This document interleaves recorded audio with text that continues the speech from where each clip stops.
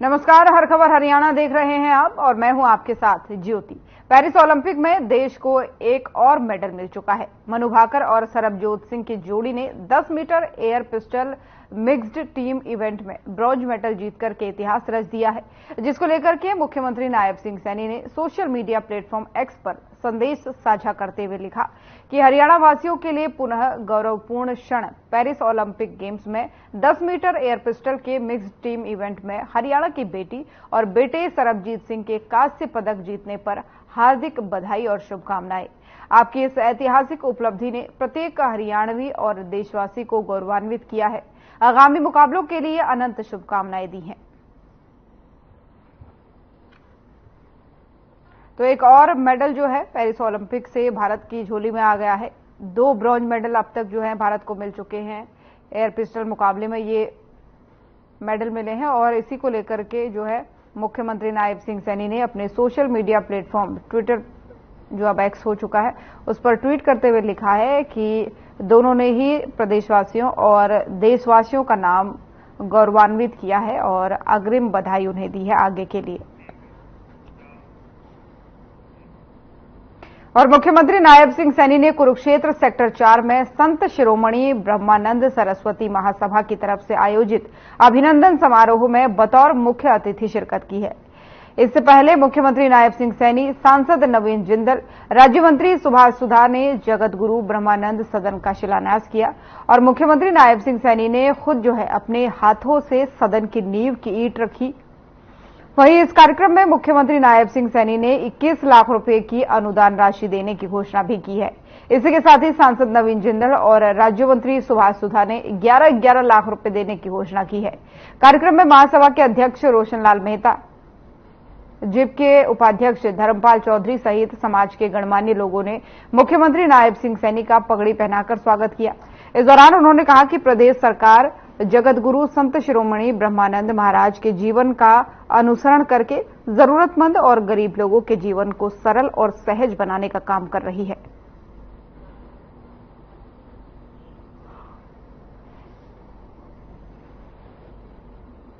मेरा ये परम सौभाग्य है कि आज जगत गुरु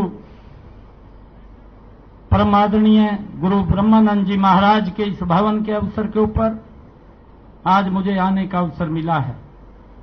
अभी तो हम 11 लाख रुपया अपने सुभाष सुधा जी दे रहे हैं, 11 लाख रुपया हमारे नवीन जिंदल जी दे रहे हैं और 21 लाख रुपया मैं दे रहा हूं इस पवित्र भवन के लिए।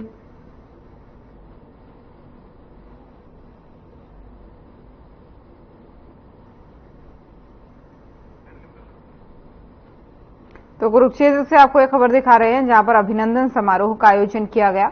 मुख्यमंत्री नायब सिंह सैनी, प्रदेश अध्यक्ष समेत कई लोग यहां पर पहुंचे और विधानसभा के स्पीकर भी यहां पर पहुंचे। और पेरिस ओलंपिक 2024 में भारत की झोली में एक और पदक आ गया है। मनु भाकर ने दूसरा मेडल जीत करके जो है उसके बाद से परिवार में खुशी की लहर दौड़ पड़ी है। परिवार से बातचीत में पिता ने बताया कि बढ़िया ही खुशी का दिन है और लोग लगातार उनके घर पर बधाई देने के लिए पहुंच रहे हैं। वहीं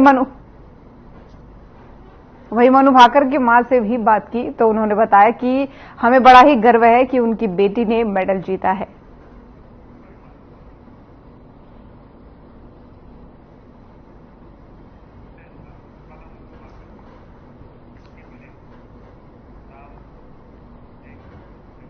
पेरिस ओलंपिक से देश के लिए एक और अच्छी खबर सामने आई है। 10 मीटर शूटिंग में सरबजोत और मनु भाकर ने जीत हासिल कर हरियाणा ही नहीं बल्कि पूरे देश का नाम रोशन किया है।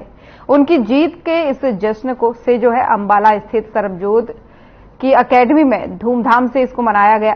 नाच गाकर लोगों ने एक दूसरे को लड्डू खिलाकर इस जीत का जश्न मनाया। इस मौके पर सरबजोत सिंह के पिता जो है उनकी खुशी का ठिकाना नहीं रहा। उन्होंने कहा कि ये बहुत ही गर्व की बात है। उनका बेटा जो है कभी खाली हाथ वापस नहीं आता और अब भी मेडल जीत कर लाएगा। उन्होंने कहा कि सरबजोत के वापस आने पर पूरे धूमधाम से उसका स्वागत किया जाएगा।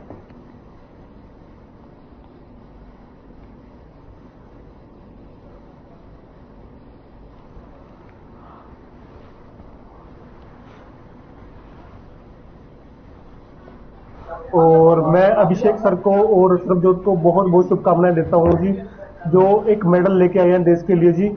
बहुत बड़ी अचीवमेंट है जी देश के लिए। तो कैसे खुशी मना रहे हैं? मैम ढोल ढमाकों के साथ सभी को सेलिब्रेट करके जी एक खुशी मनाई जा रही है जी। और सरबजोत के लिए बहुत बड़ी अचीवमेंट है। मैं वापिस आने पे सरबजोत को एयरपोर्ट से ही ढोल ढमाकों के साथ लेके आएंगे जी। सरबजोत का ओलंपिक मैच था जी, ब्रॉन्ज मेडल के लिए जी। तो मनु भाकर जी और सरबजोत सिंह की जोड़ी जी है, 10 मीटर का मैच है ये। तो इस बार ब्रॉन्ज मेडल इंडिया ने मिल गया जी, क्योंकि सरबजोत मनु भाकर जी ने दिया जी। इंडिया की झोली में एक ब्रॉन्ज मेडल और पड़ गया। बचपन से लेकर अब तक किस तरह से सरबजोत रहा है? सरबजोत जी 2013 का इस शूटिंग में तैयार था जी। उसका पहला मेडल 2016 में पुणे से नेशनल का ब्रॉन्ज मेडल आया था।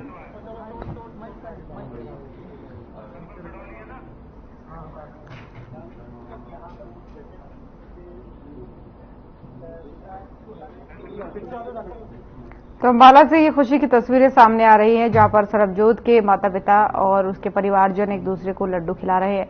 दरअसल भारत को दूसरा ब्रॉन्ज मेडल मिला है पेरिस ओलंपिक 2024 में, तो इसी खुशी का जश्न मनाते हुए ये सरबजीत के परिवारजन दिख रहे हैं।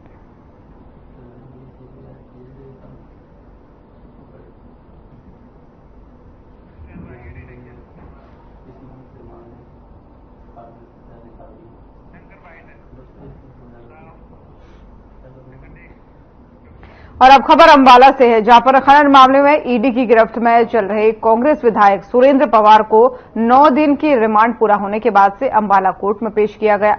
कोर्ट में विधायक सुरेंद्र पवार को पेश करने के बाद से ईडी ने 5 दिन की फिर से रिमांड मांगी है, जिस पर सुरेंद्र पवार के वकील ने एतराज जताया है। उन्होंने कहा है कि कोर्ट में ईडी के वकील और सुरेंद्र पवार के वकील ने अपना अपना पक्ष रखा, तो वहीं लंबी कार्रवाई के बाद से सुरेंद्र पवार का 3 दिन का रिमांड कोर्ट ने मंजूर करते हुए रिमांड पर उन्हें भेज दिया है। ईडी ने कोर्ट से आगे की जांच के लिए रिमांड की मांग कर रखी थी, जिसे कोर्ट ने मंजूर किया है। डिस्क्रिप्शन होता है, हमने आर्गू किया था कि रिमांड आगे ईडी कस्टडी नहीं होनी चाहिए, तो 5 दिन का ईडी ने मांगा था और कोर्ट ने उसको 3 दिन के लिए कर दिया और प्रोडक्शन है 1 को। और यहां पर रुकेंगे एक छोटे से ब्रेक के लिए, जल्द हाजिर होंगे।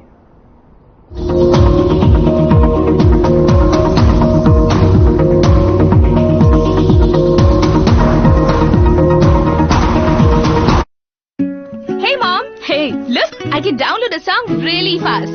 I can make dosas faster. Must be joking.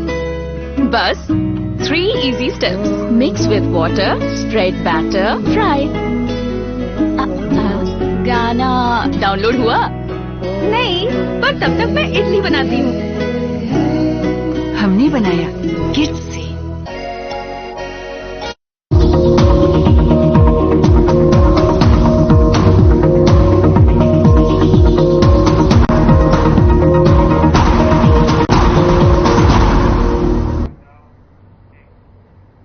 और ब्रेक के बाद एक बार फिर से स्वागत है आप सभी का। चलिए खबरों में आगे बढ़ेंगे। आम आदमी पार्टी पंजाब की कैबिनेट दर्जा प्राप्त विधायक बलजिंदर कौर ने सोमवार को फतेहाबाद में बदलाव जनसभा को संबोधित कर हरियाणा के लाल अरविंद केजरीवाल के लिए जनता का समर्थन मांगा। उन्होंने कहा कि अरविंद केजरीवाल ने दिल्ली और पंजाब की राजनीति बदल दी, अब हरियाणा की बारी है। आम आदमी पार्टी की सरकार बनने पर दिल्ली और पंजाब की तरह ही हरियाणा में भी शानदार स्कूल अस्पताल बनाएंगे और मुफ्त 24 घंटे बिजली देंगे। हर गांव शहर में मोहल्ला क्लिनिक बनाएंगे, सरकारी स्कूल अस्पताल ठीक करेंगे और सबको मुफ्त शिक्षा और इलाज देंगे। पिछले 10 साल में भाजपा की सरकार ने हरियाणा में कोई काम नहीं किया। इस दौरान हरियाणा के वरिष्ठ प्रदेश उपाध्यक्ष अनुराग ढांडा भी मौजूद रहे। कैबिनेट मंत्री बलजिंदर कौर ने कहा कि हरियाणा में भी पंजाब जैसा माहौल देखने को मिल रहा है और लोग जो है खुद घरों से बाहर निकलकर आम आदमी पार्टी की जनसभाओं में भाग ले रहे हैं। इससे उन्हें साफ तौर पर अंदाजा हो गया है कि हरियाणा में भी आम आदमी पार्टी पूर्ण बहुमत से सरकार बनाने जा रही है।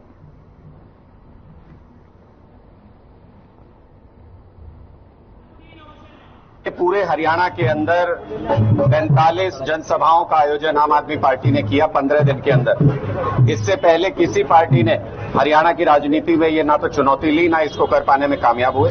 आम आदमी पार्टी अगर ऐसा करने में कामयाब हो रही है, अभी तक हमने 7-8 जनसभाएं कंप्लीट की हैं, अगर हम करने में कामयाब हो रहे हैं तो सिर्फ इस वजह से क्योंकि जमीन पे हमारा मजबूत संगठन है और हर जगह पर लोगों का भरपूर समर्थन हमको मिल रहा है। ऐसे समय में जब गर्मी इतनी ज्यादा है, जब खेतों में अभी भी लोग व्यस्त हैं, ऐसे समय में जब कांवड़ यात्रा चल रही है, ऐसे समय में इतने लोगों का सुनने के लिए आना आम आदमी पार्टी की जनसभाओं में, वो स्पष्ट तौर पर बताता है कि हरियाणा के अंदर माहौल बहुत तेजी से बदल रहा है। इस तो पहला मैं जनसभा जी पूरी करके इत्थे आई है ते जी इत्थे फतेहाबाद रखी सी, सो बहुत सोहना माहौल आ और पूरा मैं कहूँगी कि पंजाब वर्गा माहौल जिस वेले सरकार बनानी सी ਉਹੀ ਜਿਹਾ ਮਾਹੌਲ ਅੱਜ ਹਰਿਆਣੇ ਦੇ ਵਿੱਚ ਬਣਿਆ ਹੋਇਆ ਹੈ। ਔਰ ਸਭ ਤੋਂ ਖਾਸ ਗੱਲ ਇਹਨਾਂ ਜਨਸਭਾ ਦੀ ਇਹ ਹੈ ਕਿ ਲੋਕ ਆਪਣੇ ਜਨੂਨ ਦੇ ਨਾਲ, ਆਪਣੇ ਜਜ਼ਬੇ ਦੇ ਨਾਲ, ਆਪਣੇ ਜੋਸ਼ ਦੇ ਨਾਲ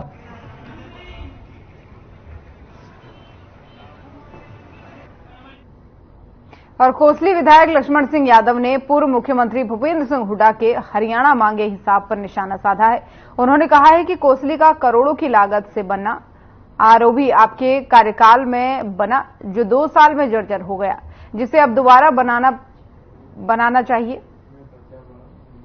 इसी प्रकार यहां की आईटीआई बिल्डिंग पीएचसी बहुआ जर्जर होकर के गिरने के कगार पर है और इन सब से कितना भ्रष्टाचार हुआ है इन सब में और किस किस ने खाया है कमीशन, हुड्डा साहब हिसाब दो।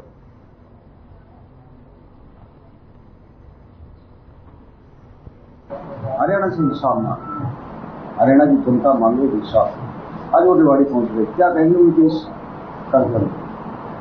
एक तो पार्लियामेंट जो चुनाव था, इनमें इन्होंने जो झूठ का प्रोपगंडा अपनाया था, संविधान तोड़ देंगे, आरक्षण को खत्म कर देंगे, वो कई लोगों को जहन में आ गया, लेकिन काठ की हंडी बार बार चढ़ती नहीं है। और पलवल राष्ट्रीय आयुष मिशन के तत्वाधान में आयुष विभाग पलवल गांव जनौली में वरिष्ठ नागरिकों के लिए निःशुल्क आयुष चिकित्सा कैंप का आयोजन किया गया। कैंप का शुभारंभ जिला आयुर्वेदिक अधिकारी डॉक्टर संजीव कुमार तोमर, सरपंच प्रतिनिधि योगेंद्र सिंह, प्रधानाचार्य नेमीचंद शांडिल्य ने रिबन काटकर और दीप प्रज्वलित करके की। मुख्य अतिथियों का फूलमाला डालकर स्वागत किया गया। वहीं जिला कार्यक्रम के अवसर पर ग्रामीण क्षेत्रों के बुजुर्गों को आयुष विभाग के बारे में पूरी जानकारी भी दी गई। आयुष विभाग पलवल में राष्ट्रीय आयुष मिशन के तत्वाधान में आयुष्मान आरोग्य मंदिर गांव जनौली में वृद्ध लोगों के ब्लड प्रेशर, शुगर, हीमोग्लोबिन की जांच की गई और निःशुल्क योग परामर्श भी दिया गया।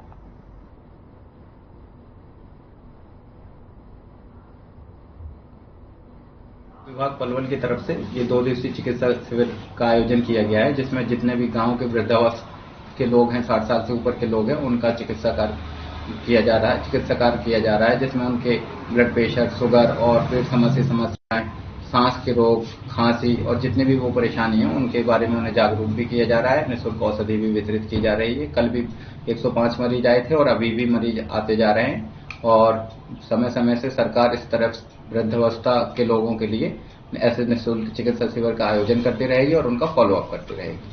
कल भी मैं यहाँ पे आई थी लेकिन नंबर नहीं आया क्योंकि रश बहुत था। यहाँ पर बहुत सारे पेशेंट थे जिनकी लाइन लगी हुई थी।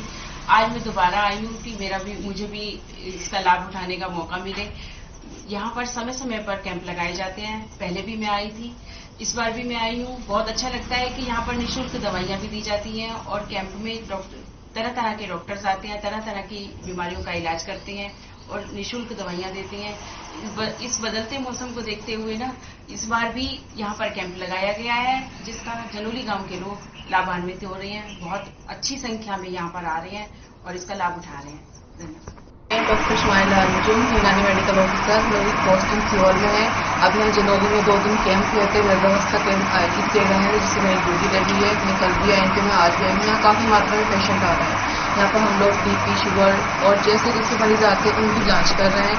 यहाँ पर मरीजों की संख्या बहुत ज्यादा है, जैसे इतना जो गर्मी चल रही है माहौल, फिर भी मरीज बहुत ज्यादा आ रहे हैं। यहाँ पर हम निःशुल्क दवाइयाँ प्रदान कर रहे हैं उनको और उनकी जाँच कर रहे हैं और उन्हें डाइट की भी सलाह दे रहे हैं कि क्या उनको खाना चाहिए ग्रीष्म ऋतु में। और रादौर में सहारनपुर कुरुक्षेत्र हाईवे मार्ग पर अनाज मंडी के पास रोडवेज की बस की साइड लग जाने के कारण एक कावड़िए का जल खंडित हो गया, जिसके बाद से भड़के कावड़ियों ने हाईवे मार्ग जाम कर दिया, जिससे सड़क के दोनों ओर वाहनों की लंबी कतारें लग गई। जाम की सूचना पर मौके पर पहुंची पुलिस ने कड़ी मशक्कत पर कर कावड़ियों को मामले में कार्रवाई का आश्वासन दिया, जिसके बाद से कावड़ियों ने जाम खोल दिया।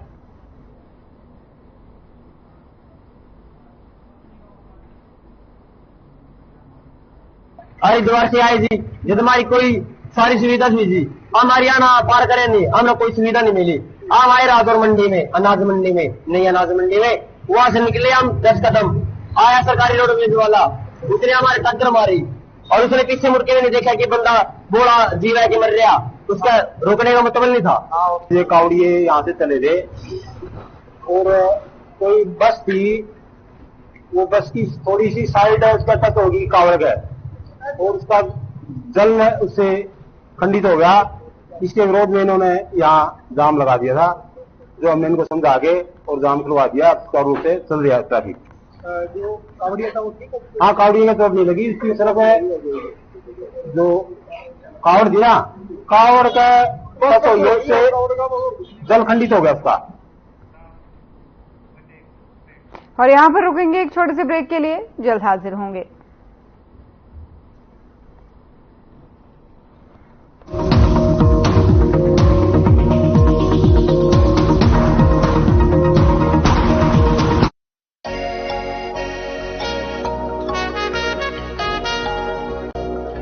तुम हुस्न परी तुम जाने जहां हो, इतनी हंसी ढूंढते थे यहाँ।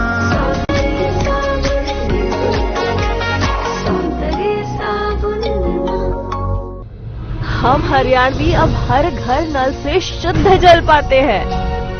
हमारा Haryana non stop Haryana. Hey mom, hey, look, I can download a song.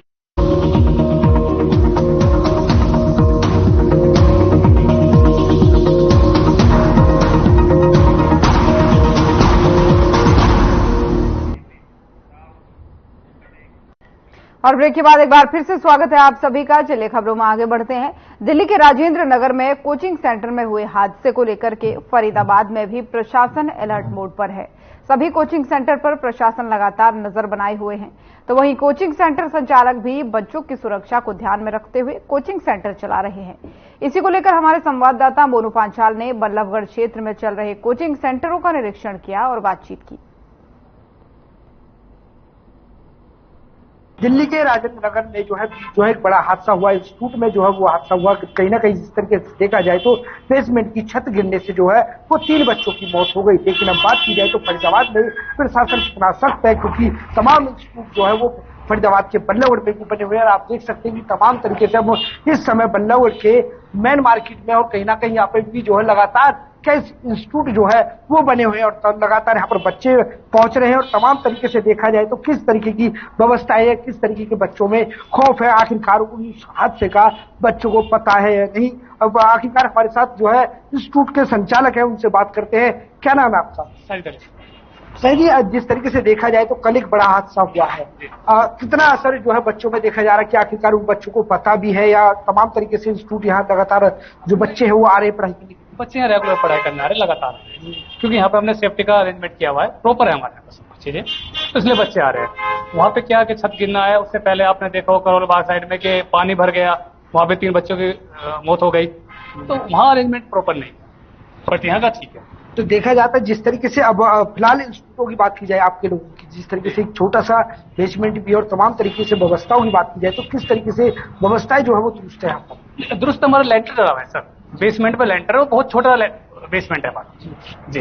बिल्कुल, जिस तरीके से देखा जाए तो और भी जो है हम अंदर जो है वो जरा जरूर बताएंगे कि जिस तरीके से देखा जाए तो किस तरीके की जो व्यवस्थाएं हैं वो यहाँ पर है। क्योंकि देखा जाए तो कहीं ना कहीं किसी ना किसी शहर में जो है इस तरीके की घटनाएं घटती रहती है, लेकिन दिल्ली में जिस तरीके से जो घटना घटी है उससे कहीं ना कहीं जो है बच्चों में भय का माहौल जरूर देखा जा रहा है। और तमाम तरीके से देखा जाए तो अभी फिलहाल हम जो है एक इंस्टीट्यूट पर पहुंचे और यहाँ पर देखा जाए तो यहाँ पर बच्चे जो है वो लगातार तमाम तरीके से बच्चे यहाँ पर पढ़ाई करने के लिए आते हैं और कहीं ना कहीं बच्चों से भी बात करने की कोशिश करते हैं। क्या नाम है? जी मेरा नाम काजल। कहाँ से आते हैं? असावटी से। असावटी से। कल एक दिल्ली में जो है बीते रोज जो है बड़ा हादसा हुआ है कि इंस्टीट्यूट पे जो है डेंटर जो है छत का जो डेंटर है वो गिर गया था, 3 बच्चों की मौत हो गई है। क्या इस बारे में पता है या किस तरीके से आप पढ़ाई करने के लिए आते हैं? सर पता है। पता है, तो क्या बहका माहौल है? हाँ वो तो है, बहका माहौल तो है। बहका माहौल, 3 बच्चों की मौत हुई। तो किस तरीके से जहाँ आप पढ़ने के लिए आते हैं, आप यहाँ किस तरीके से बेफिक्री पढ़ाई करते हैं, किस तरीके को डर है? फैसिलिटीज ठीक है ना यहाँ पे? फैसिलिटीज ठीक है, किस किस तरीके की फैसिलिटी? सब तरीके से जो भी एक बच्चे के लिए होती है फैसिलिटीज जो भी चाहिए होती है वो सारी ठीक है। बिल्कुल, बच्चों का यही कहना है कि तमाम तरीके से यहाँ पर फैसिलिटी जो है वो इंस्टीट्यूट की तरफ से यहाँ पर दी जा रही है। कहीं ना कहीं एक बिटिया से भी बात करते हैं, क्या नाम? गीता। क्या नाम है? गीता। गीता, जिस तरीके से कल दिल्ली के राजेंद्र नगर में एक हादसा हुआ है, क्या पता है आपको? सर न्यूज वगैरह नहीं देखते हैं। नहीं, तो ये हादसा हुआ है वहाँ 3 बच्चों की देखा था हमने। देखा था? तो किस तरीके का देखते हैं आप? इंस्टाग्राम चलाते उस पर वीडियो देख लेते, वैसे खास पता नहीं सर। तो इस तरीके का हादसा हुआ, तो क्या यहाँ पे भी जिस तरीके से बेसमेंट से ऊपर आप पढ़ाई कर रहे हैं, ऊपर भी रेंटर है, उसके ऊपर भी मकान बना हुआ है, यानी कि जो इंस्टीट्यूट चल रहे हैं, तो क्या डर का माहौल है? नहीं, यहाँ नहीं सर, यहाँ सेफ है। यहाँ सेफ है, तो इंस्टीट्यूट की तरफ से पूरी व्यवस्थाएं हैं? पूरी व्यवस्था है सर यहाँ। बिल्कुल, इंस्टीट्यूट के अब जो है इंस्टीट्यूट के मालिक की तरफ से बात की जाए या इंस्टीट्यूट की तरफ से बात की जाए तो तमाम तरीके से जो है यहाँ पर व्यवस्थाएं दुरुस्त जो है वो की गई है। लेकिन जब बात की जाए तो तमाम तरीके से यहाँ पर जो है प्रशासन को फिर भी जो है वो लगातार जो है वो निरीक्षण करता रहना चाहिए, क्योंकि कोई बड़े हादसों को नोता ना हो सके। फरीदाबाद से हर खबर के लिए मोनू पांचाल।